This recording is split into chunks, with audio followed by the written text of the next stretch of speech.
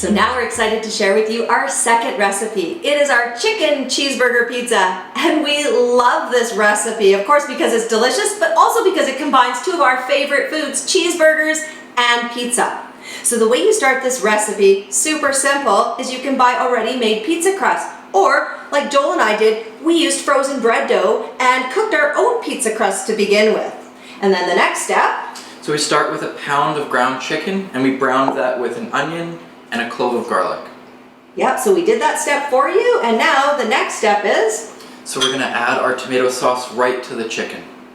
So you can use a small can of pizza sauce or a small jar, and Joel's gonna mix that in there.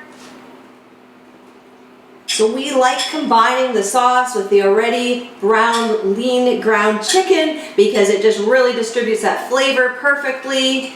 And once Joel's got that mixed in, he's going to add a little dash, about half a teaspoon of salt and half a teaspoon of pepper for some extra flavor. There you go. Oh, that pizza sauce smells good, and so does the chicken. All right.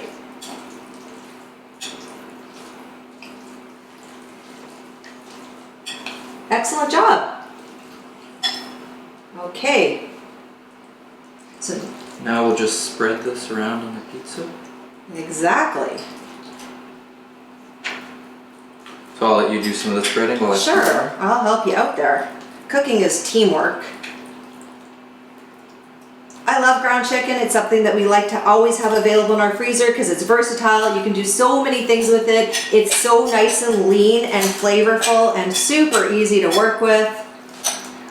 That looks great.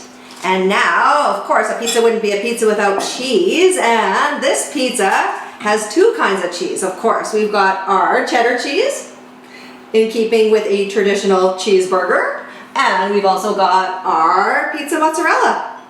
So once we've got that cheese spread nice and evenly on top, it's about a cup of each type of cheese.